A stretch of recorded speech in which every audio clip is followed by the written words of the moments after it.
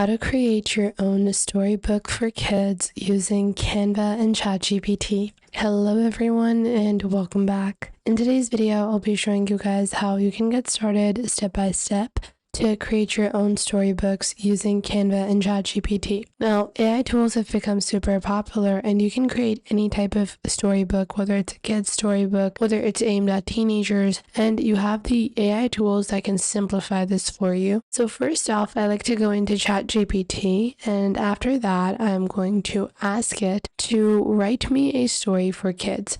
So write a short story for a children's book with, let's say, animal characters and a good moral of the story. And I have just provided it with a very basic prompt. Now you can specify what ages you want this storybook to be targeting, because even within the kids section, you have things like 0 to 1, those are like little playbooks. Then you have things that are appropriate for 3-year-olds, things that are appropriate for 7-year-olds, so on and so forth. Now, after that, I want to make this a bit shorter. So make this story shorter. And I'm just going to proceed. This is a book with Sophie the Sharing Squirrel. So Sophie loved collecting acorns. She had a big basket full of them. And then Tina the turtle came by. I don't have enough leaves to stay warm. She looked at her basket. She had plenty, so she shared her acorns with Benny and soft moss with Tina. And then after that, all winter, they all stayed warm and smiling. So now I'm going to proceed and I'm going to start building my book. Now, the first thing you're going to choose is the size. So for this, you're going to simply go ahead, click on create, and you can choose whatever type of size you want. Let's say I want this to be a square book. So I'm going to click on custom size and I'm going to change this to inches. And I want this to be a 10 by 10 inch, or I want it to be slightly wider. So a 14 or 9 by 12 inch, because I want a wide storybook. Then I'm going to click on create new design. Now, whenever I'm creating a new design, I have to first choose what type of storybook I'm creating. So if I want this to be a flippable storybook, then I like to do something. I like to go into the grid view and I'm going to divide the line. So this would be my first page, or this would be my title page and so on. And then after that, these are going to be, page 2 and 3. And this would be page 4 and this would be page 5. So this would be our title page. Then this is going to be the basic introductory page. This would be our page where it starts. So this is where the actual story would start. Now, what I'm going to do is I'm going to make a running background. I'm not going to create the first 2 pages in too much detail, because those are pages that you can honestly design however you want. So just go into elements on the left. I'm going to search for garden background, like this, and you guys can see we have several different graphics available as a garden background. So I'm going to be using a very generic looking background like so, and I'm going to expand it. Then I'm going to take the color of my canvas, and then I'm going to go ahead and add a very basic color. Now, if I want, I can go ahead and change this. Obviously, I'm not going to make it purple. I'm going to go with a brown kind of color. So I'm just going to try to color match this over here, like so. Once I've done that, I'm going to write the title text. I'm going to scroll down and use one of the Canva font combos because they're pretty nice, and I do find them to be super helpful. And the squirrel, or Sophie the Sharing Squirrel, is the title. So this is going to be Sophie, and then I'm going to write the Sharing Squirrel. Now, obviously, this is a bit too oversized, so we're going to resize this accordingly, and we're going to change up the size like so and place it on over here, right at the center. And then I'm going to click on the colors, and we can go into the colors of the text, and we can customize these. So starting off, I might want a white color, and then for the outer lining of my general text, I want to ungroup this maybe, or I'm going to keep it grouped. So I have a quick edit.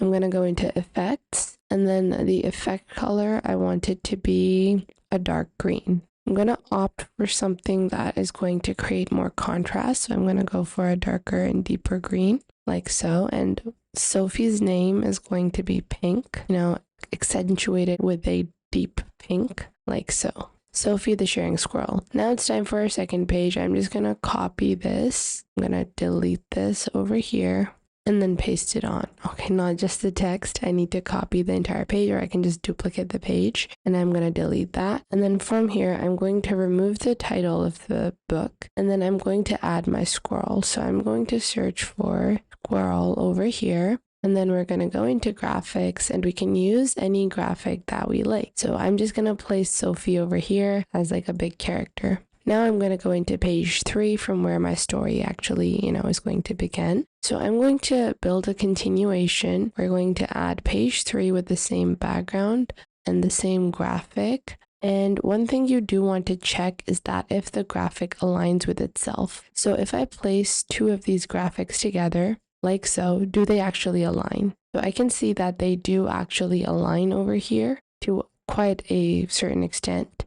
So if I have this placed right over here, how should I be placing this in the next page? So I'm just going to do this, then do a double click, and you're going to crop the bottom. Once you crop the bottom, you can take this and then make sure to place it exactly like so. This creates a continuation page. So I'm just going to place this right over here. And then now I'm going to make sure that all of the edges are covered for this graphic as well. I'm going to move it to the left like so. Then I'm going to add the text. So going into this text over here, and I'm just going to copy the first line because I want it to be a one-liner. And then I'm going to paste it on the second page. I'm going to change the font color by clicking on the top left. And then we're just going to go into effects, and we can add a outline effect. The outline I'm going to make a black color or a dark pink.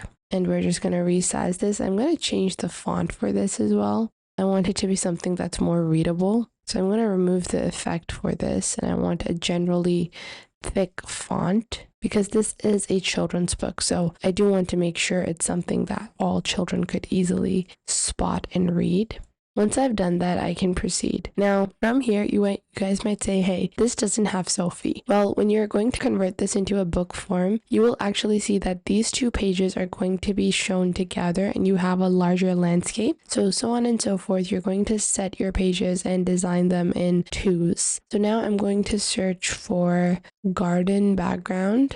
And once I do that, I'm just going to proceed, and you can just even search for leafy or lawn background, and you can go with really simple ones as well, like these. These look pretty nice as well. So I'm just going to resize it over here and then duplicate this. And in one of these, I'm just going to copy Sophie as it is. So I'm going to copy Sophie over here. And then my next line is, she saw Benny the bunny. So I'm going to search for elements, and I'm going to search for bunny. Once I search for bunny, I can choose whichever one I want to call Benny the bunny. So I want something that looks pretty similar to Sophie, and it's cute as well. So I think I want to go with a nice little bunny like this one. This one looks cute. So I'm going to add the bunny over here, and then we can place the acorns. Once you're done designing your book, then you can click on share, and you can click on see all. Once you click on see all, if you scroll down, you have this design section present. Simply click on simple booklet flip and then click on connect. Once you do that, you're going to have to create your account or sign up for Simple Booklet. You can sign in with Google or Microsoft as well, so that just makes it a quick and easy sign up. And I'm just going to proceed with my sign up over here.